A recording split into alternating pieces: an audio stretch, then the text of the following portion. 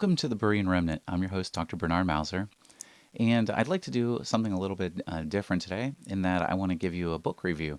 I had a pastor friend of mine ask me, how do you teach your kids about gender identity? Do you know any resources to teach children this? And basically, especially in a children's ministry context, I thought, yeah, I actually do have some good resources. So if you are interested in the series, um, there's a series by Brave Books, and this is the first in the series, Elephants Are Not Birds. And the first book actually deals with issues as it relates to gender identity and how do we teach children about that. So, for parents who are interested in teaching their children at home, I highly recommend signing up for the Brave Books library, and they'll send you a book every month. The first in the series is Elephants Are Not Birds. If you're a children's minister, also, I recommend purchasing at least one of these books for your children's ministry, having the different classes work through the books, and read it either in a midweek service, in a Sunday school. They'll learn a lot.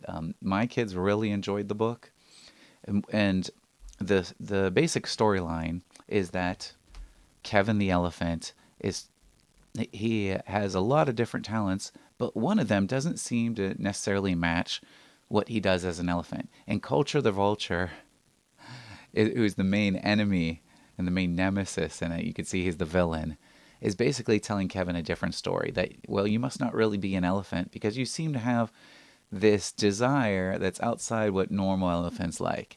And so he tries to reinforce a false view of reality that Kevin initially embraces. And you find some of the tragic consequences, but not in such a terribly devastating way that's going to hurt your children's heart. But then by the end, Kevin recognizes the lies of the culture and is able to respond using argument and the reinforced by the truths of reality that he's able to discover that these unique gifts and talents are given to him from God and can benefit everybody. So it's a really good story that my kids liked.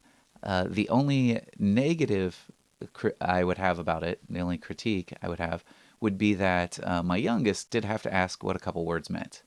And that's because of the style of writing. The style of writing is actually, I really enjoyed it. My older kids really enjoy the style of writing because there's a lot of rhyming, a very Dr. Seuss-esque style of writing.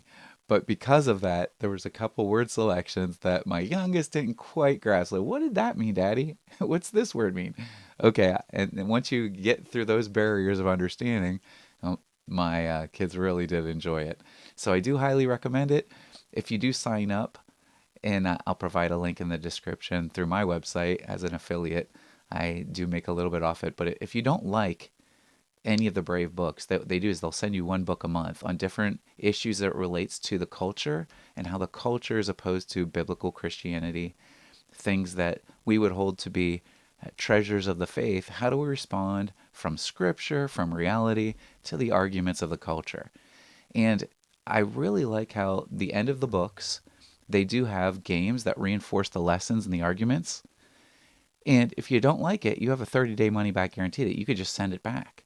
So they deal with issues like communism, critical race theory, the cancel culture, uh, the pro life movement, and all of these things are explained in a way that's accessible to children so that you don't have to think about how am I going to have awkward conversations. It's not like that at all. It's just put in plain terms.